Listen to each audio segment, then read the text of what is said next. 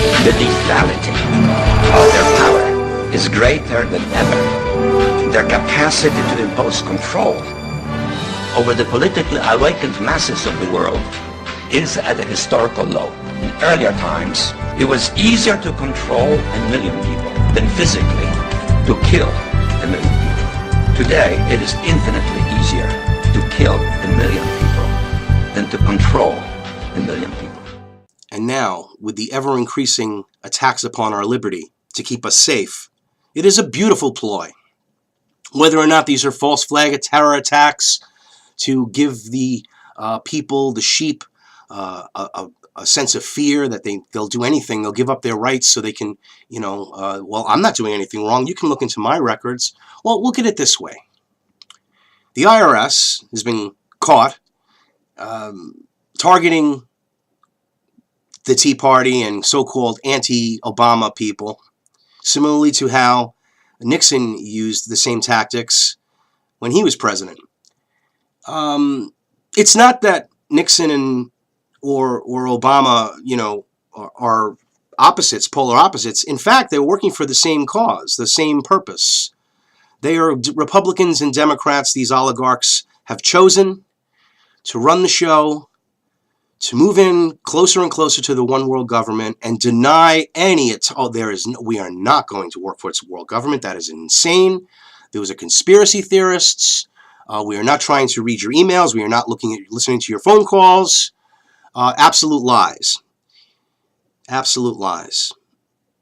How could you become a member of the Council on Foreign Relations? Just send your certified check or money order in the amount of $25,000 payable to the Council on Foreign Relations.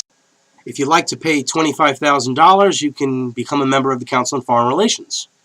That doesn't mean you'll have any weight or anything. It's just it's just a low-level organization. It's the front. You're not going to get into the winner's circle because you must be tapped. So even to become a player, if you want to be, it's good to have it on your resume, a member of the Council on Foreign Relations. It's good for business. But the fact is, Council on Foreign Relations, for you to have any input, you must be tapped. It is a great, tremendous threat to our nation. If only our founding fathers could live and be among us, they would be considered terrorists, ladies and gentlemen, for trying to restore the foundations of this great nation. It's okay to have freedom of religion so long as you're not a Christian. It is okay to have equal rights so long as you're a homosexual. It is not okay to speak about God. God is a taboo subject that is only for the evangelical TV shows. That's the only place you're supposed to find it.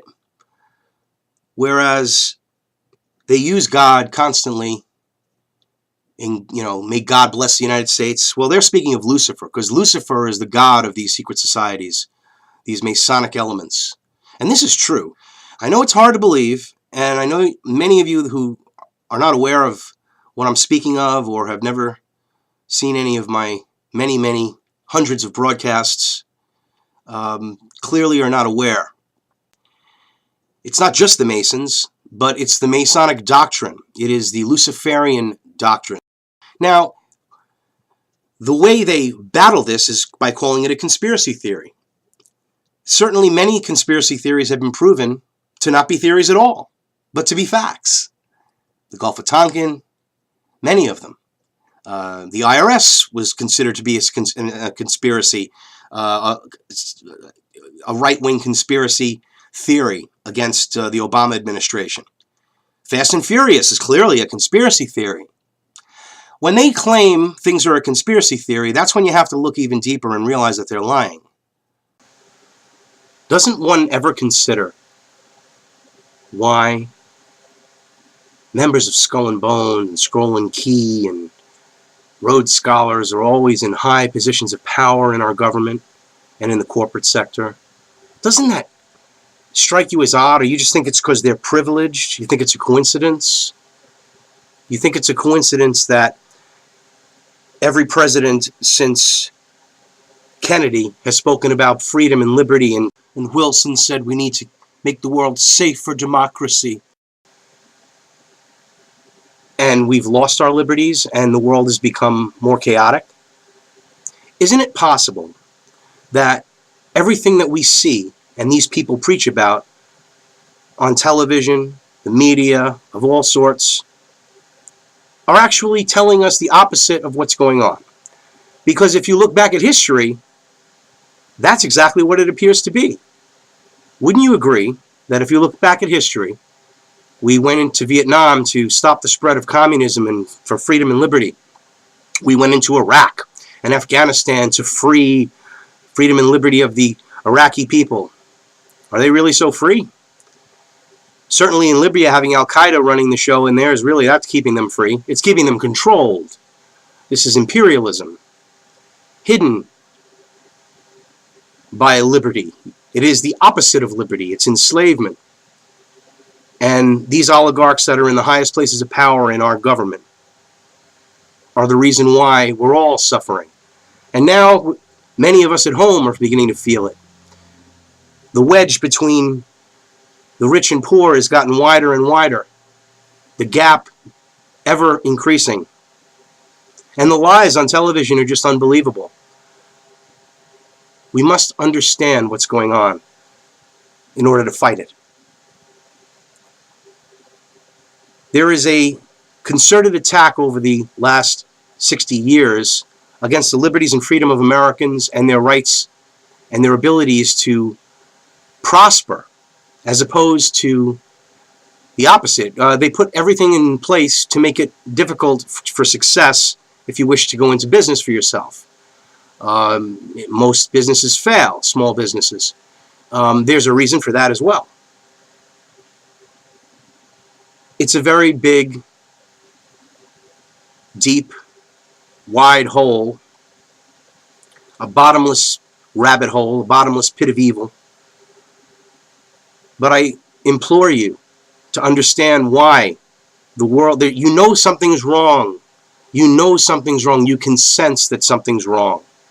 Even if you're not awake, even if you don't know what I'm talking about, and you don't understand the New World Order, or you don't believe in the New World Order, there's evil in the world.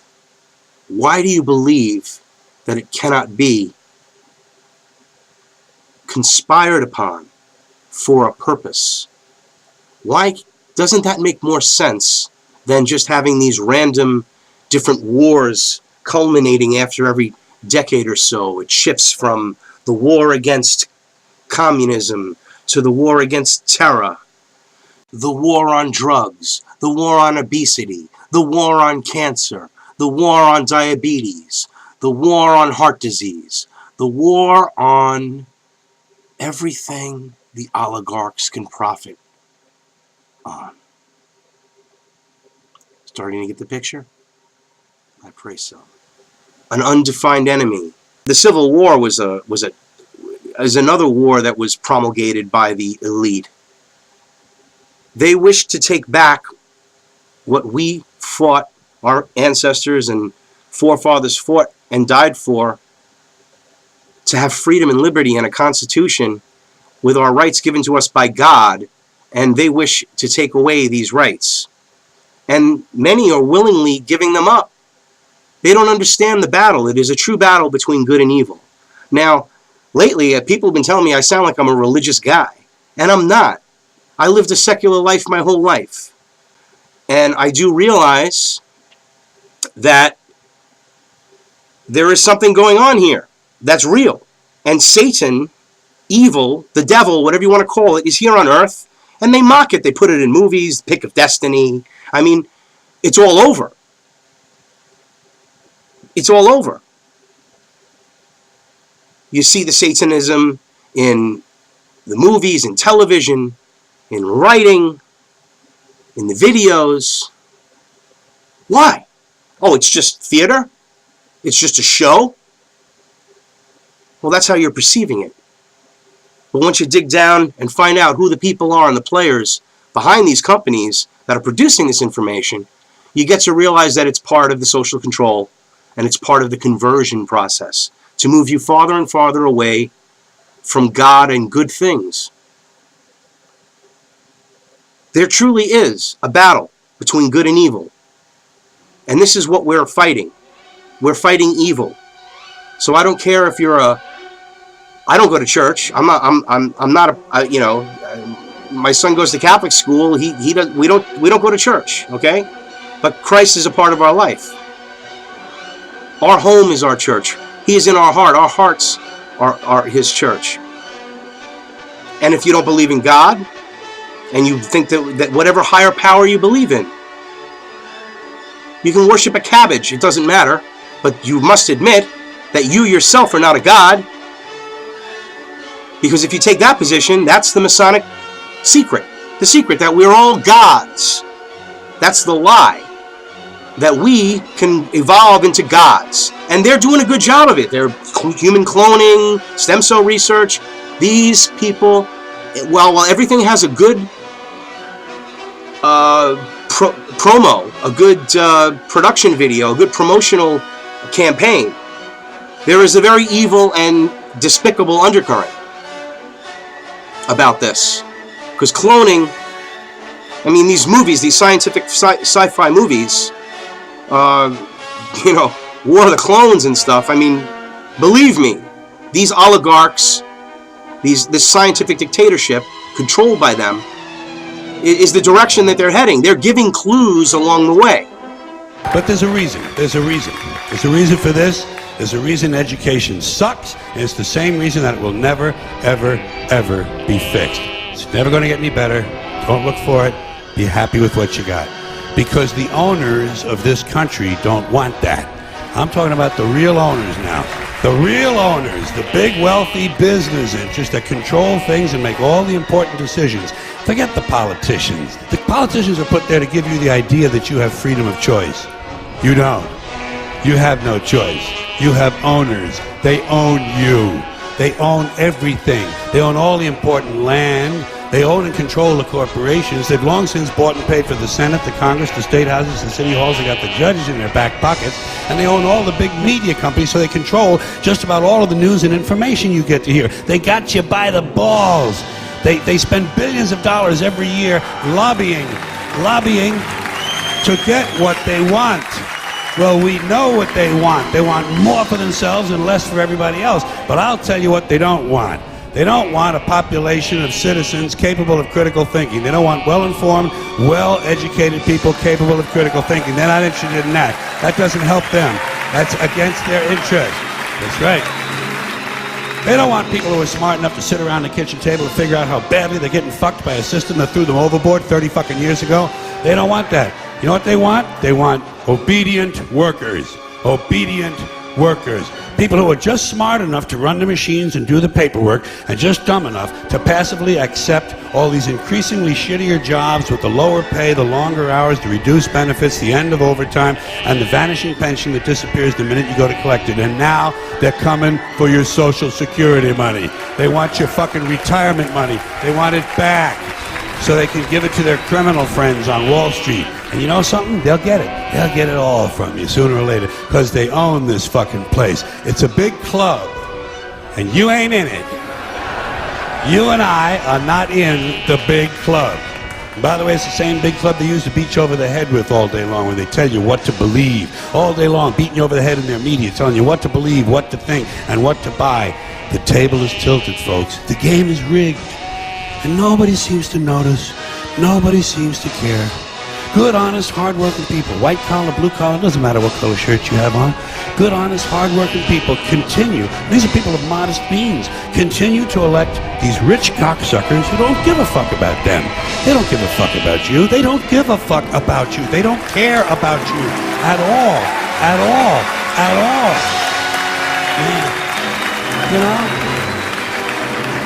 And nobody seems to notice, nobody seems to care. That's what the owners count on. The fact that Americans will probably remain willfully ignorant of the big red, white, and blue dick that's being jammed up their assholes every day. Because the owners of this country know the truth. It's called the American dream, but you have to be asleep to believe it.